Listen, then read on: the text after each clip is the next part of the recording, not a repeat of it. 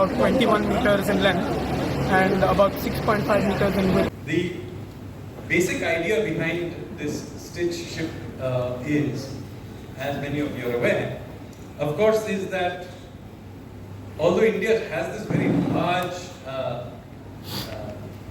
coastline, for a variety of reasons, our self-image, in a sense, the way we tell our own stories, our own history, is very, very landlocked.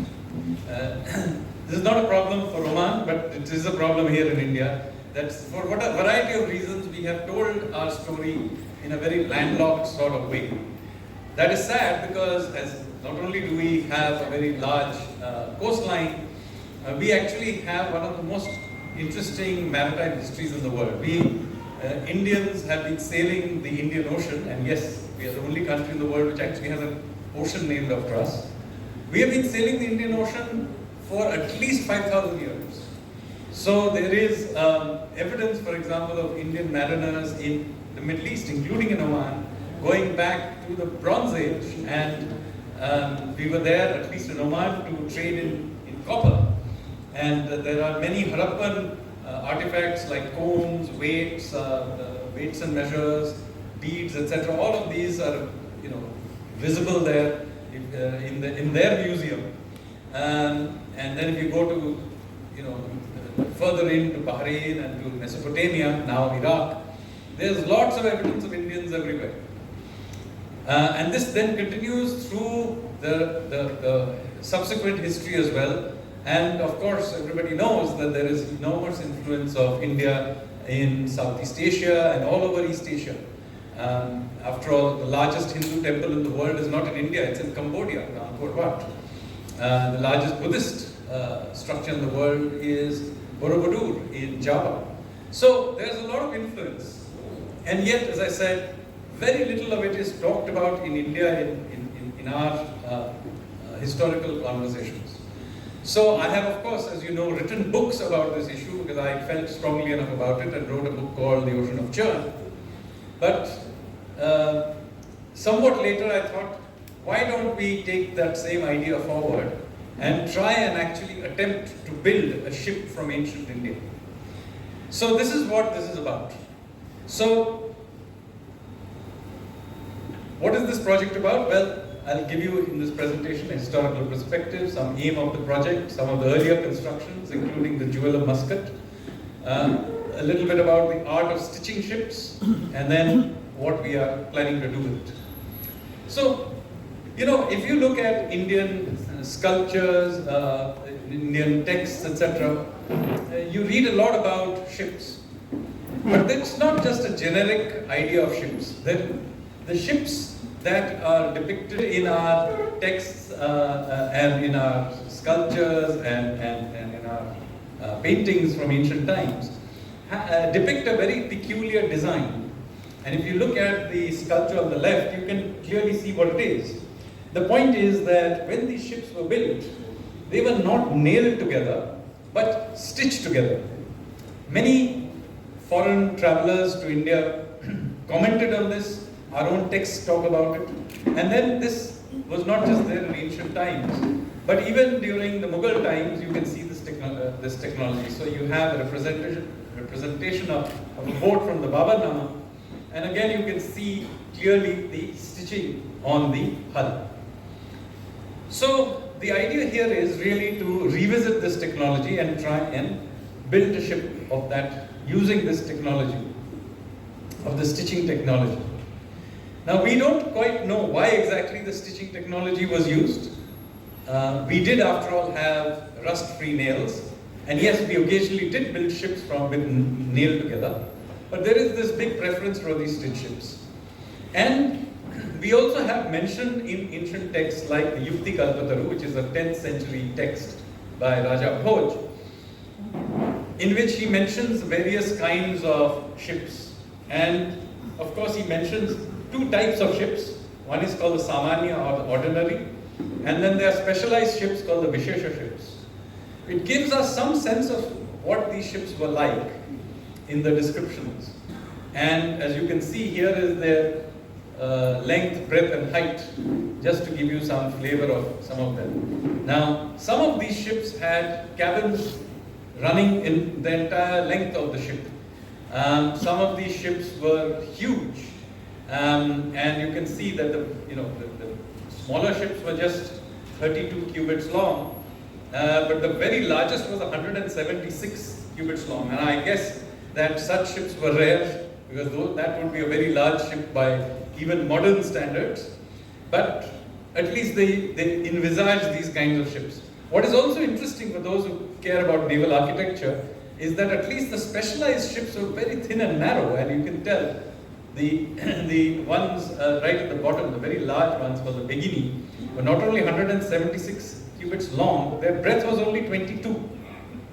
So my sense is that these were probably very long canoes, not dissimilar to the ones you see in the Kerala boat races, which are also long and narrow, and were probably used for naval battles and so on. So we don't know for sure, but I'm just giving you a flavor of the kinds of descriptions that are there in the Yukti Kalpataru.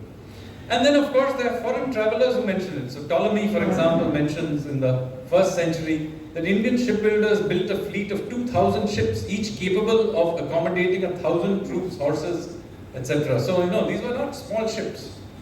Marco Polo talks about ships so large, they had just, the crew itself was 150 people. And that it was subdivided into bulkheads, and interestingly mentions fastened with iron nails. So it's not that we did not build ships with iron nails, but for some reason we preferred the ones with stitching. Then there is Niccolo Conti, 1400. So this is all before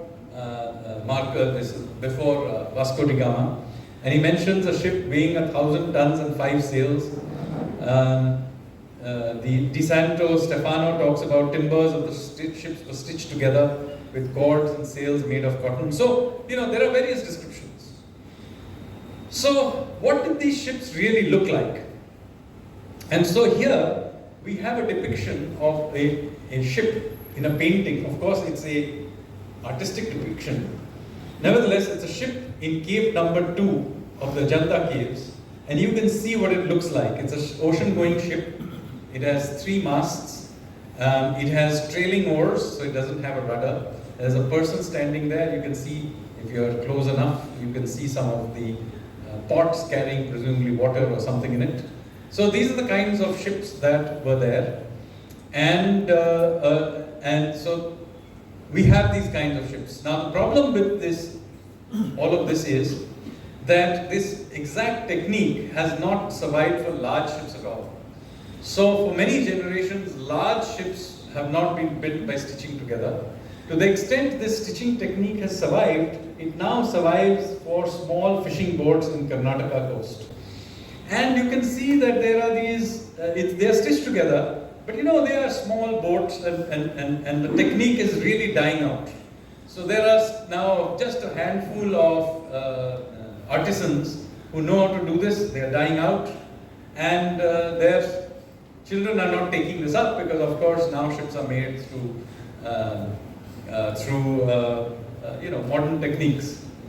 So my idea was that before it completely disappears, let us at least use the last of the people to see if we can actually build an ancient ship using whatever is remembered of the technique. Many of these families still have sort of memories of building big ships, and many of them have passed down the knowledge, some of the rules of thumb, etc. But again, they'll all die out very, very quickly. So the aim of the project was reconstruction of an ocean-going ship using ancient techniques, revive cultural memories of the Indian maritime history, get a sense of monsoons and so on, get a sense of pride in Indian heritage, and of course explore ancient sailing routes. Now we are not the first to do this. There are other projects like this. There was an attempt in the 80s, ship called the Sohar that was built. There was the Gyptis in 2013. There's Al Hiriri, a boat that has been built more recently. But of course, very famously, a ship was built called the Jewel of Muscat by Oman, which you will hear about a lot more later from Captain Saleh. But it's a reconstruction of a 9th, 10th century shipwreck in Indonesia. And so, and this too was a stitch ship, that is important. because as I will tell you, some of the people who helped construct them were from India, and we are utilizing them, particularly a shipwright called Babu Sankaran. So now you need to understand how to do the art of stitching these ships together. So first of all, what are the materials? So the way it is stitched together is using coir rope. It's the usual coir rope you see, except it is treated and it is much stronger than the usual coir rope you buy in the market, but it is still the general same idea. There's coconut fiber, needles of course, kudrus resin. This is a kind of gum that is used to then close the gaps, etc. Fish oil, which is used to dissolve the kudrus. So it really smells, and I've been assured that the smell goes away after a while, but I don't know, Captain Saleh can tell us whether the smell really goes away or not. And then of course, red brick pigment.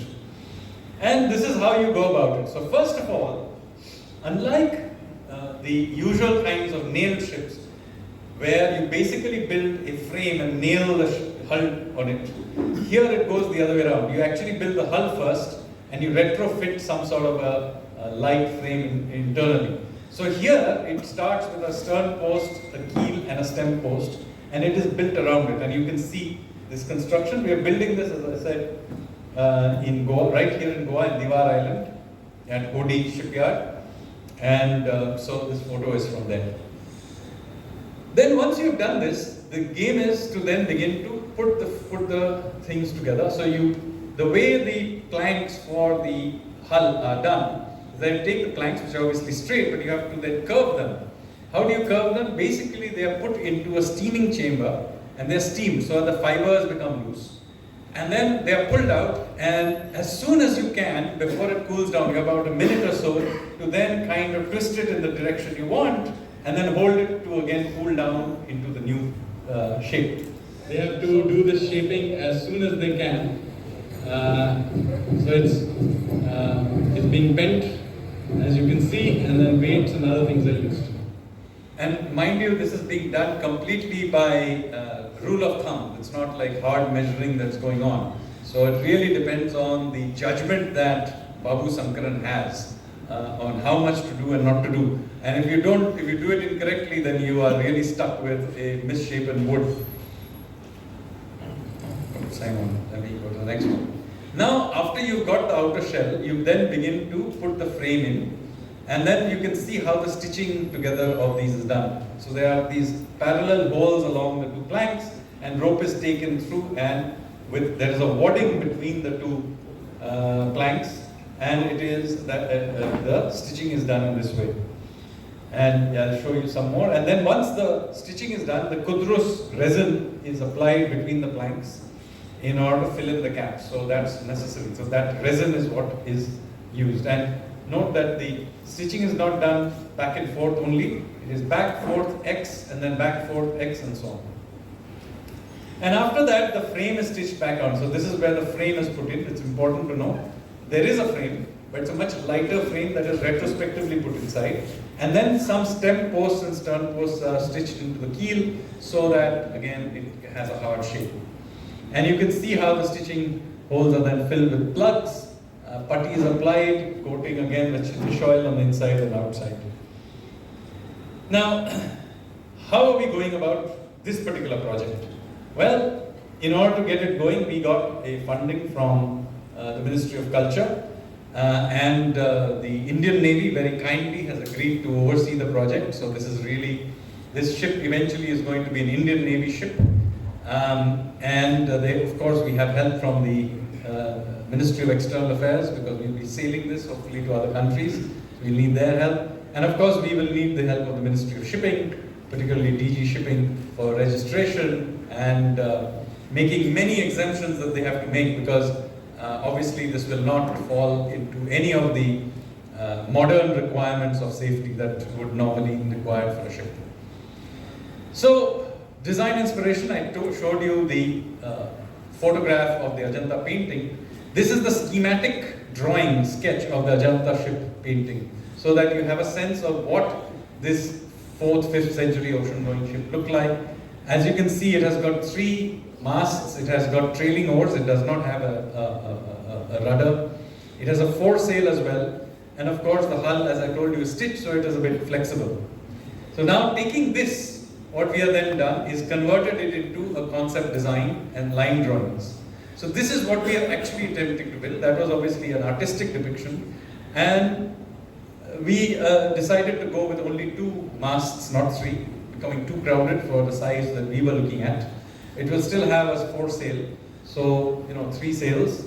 As you can see, it will also have trailing oars, and here are the dimensions. The length will be, now we've increased it to 21 meters, and then the breadth is 6.5, depth is 3.34, weight approximately 51 tons, and a crew of about 15. Here are further line drawings so that you get a sense of how this goes about. Here is the rigging plan for those who, here I know there are a few sailors here, they might find this interesting. And then the sail and mast plans. And here is how the stitching is done. As I told you, it goes up, down, cross, up, down, cross. The framing plan. Now, this may be a bit tedious, so I'll skip through it very, very quickly, but basically, one of the things we have done as a part of this project, we have also done what would normally be done for modern ships, which is to do all the mathematics and modeling of this. Now, it's not entirely necessary for a historical reconstruction, but I thought we do these kind of things so rarely, it would be fun to attempt to do the same thing using modern modeling techniques and see what on earth we get. So that you know, the flow dynamics around the ship is 3 kinds. You have the potential flow, the thin boundary layer, and the viscous flow. So the potential flow is of course the wave and wave resistance that the ship gets. The thin boundary flow is the friction between the skin friction resistance, and then there's the viscous flow is the wave effects, the viscous pressures. And these all get into the Navier-Stokes equations. I'm not going to bore the general audience with it, but basically all of this comes into fluid flow dynamics. These are standard fluid flow dynamics, Navier-Stokes equations, which take into account essentially work for any Newtonian incompressible fluids, and all of these pressures, the pressure forces, viscous forces, and body forces are there in the equation. And it takes into account various interactions, up and down, sideways, forward, back, which are the linear motions, and then the 3 rotational motions, up and, heave, sway, etc. And so there are various 6 different dimensions of movement are taken into account. With that, this is then converted into a 3D model of a hull form. This is what it looks like, and then the computational flow dynamics modeling is done on this. This is interestingly not just done for the whole ship just as a piece, but you do it literally for every small part of it. It's called meshing. So you solve this equation for every small segment. And it clearly would not have been possible without modern computers. So then we then do the free surface wave patterns that have to be done. And the forces on the hull that we work out. Here are some of the initial tests we did. And this is the scaled down model that we have created. This is the stitch ship. And now, basically, that's a photograph of Hemant in the middle, trying to make the small model of this. And then we are testing this in IIT Madras. We have done 1 round of testing, but just so that you get a sense of what this is about. Here is what it looks like.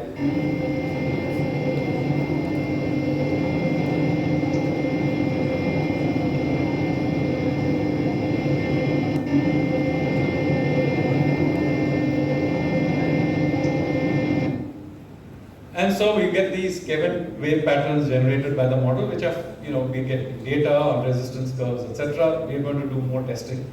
So, future course. Well, there are many other bits that we have to add in. For example, we have to think about anchor design. These are some anchors that are ancient anchors that have been pulled out by the National Institute of Oceanography here in Goa. They had pulled this out from, I think, from Dwarka. Certain old anchors. The one I think we have chosen is the triangular one, which is interestingly a Harappan era design. So it is Our design is only 1500 years old, but the anchor design is 4000 years old. So it will be 2500 years older than our ship. And the anchor, in case you wonder how it used to work, that triangle, well, that round hole at the bottom is where the rope would go through. And the two triangular holes would actually have wooden spikes going through them. So that wooden bit is what would, those spikes going through it, across them, is what would get caught in the ground, in the seabed and get caught. So that's how it would work. So it's not just the weight, but the hooks that would come out of that. So we're going to manufacture these as well. And then we will launch hopefully in early 2025. These are of course photographs from the Jewel of Muscat, because we haven't launched ours yet. But some sense of this. Some outfitting that will have to be then done. Sea trials, hopefully we'll begin to do them in mid-2025, but by hopefully this time next year we will be doing some serious sea trials. And then the idea is at the end of 2025, so in December, we will attempt to do our very first voyage. And His Highness the Sultan of Oman and the Honorable Prime Minister of India have announced that the very first voyage of this ship will happen from Mandvi, which is in Gujarat, to Muscat in Oman. This will be the first voyage that we will attempt with this. So that's what it is. But if that, assuming that goes successfully, the idea is then to attempt something even more ambitious and take it to the other coast, to Odisha. And some of you may be familiar with Odisha history, will know that there is a very popular festival in Odisha which happens in the month of November called Kartik Purnima, as part of which something called Bali Jatra is done. It literally means the voyage to Bali. And we are going to recreate that voyage, starting out from Odisha. We'll go to the island of Bali in Indonesia. Because this is a square-sailed ship, you can't sail at an angle to the wind. We have to sail with the wind or with the current. So the journey is not directly across, but you have to go with the wind from Odisha down towards Sri Lanka, then catch the current across, and then make our way there. So this is a much more complicated voyage of maybe 3 months or so. We will find out. And of course, we will have to take into account wind patterns, the currents, very important. The more we learn about the ship we are building, the more we realize that ancient ships relied almost as much on sea currents as they did on the wind, because they were not aerodynamically built, especially in the case of a stitch ship. You've got all the stitching on the outside. So the reason they didn't seem to care so much about it may be that they were basically going with the currents and not at some angle to it. So that's where we are at. There is, of course, all other things like wave heights, etc. we have to take into account. Just to give you a sense, this is how it's all shaping up. This is what it looks like just a week ago. And if you are free in the next week or so, and you're willing to go down off to Devar Island, I'm sure Poti Shipyards will be very happy to show you around. This is what it looks like from the inside and the outside. And this is now something, the hull is about 70% done, I'm told. So that's quite good going, and it will be in the water it is estimated by February, May, March or so, it will be in the water. Thank you very much, ladies and gentlemen. Hope you found that interesting.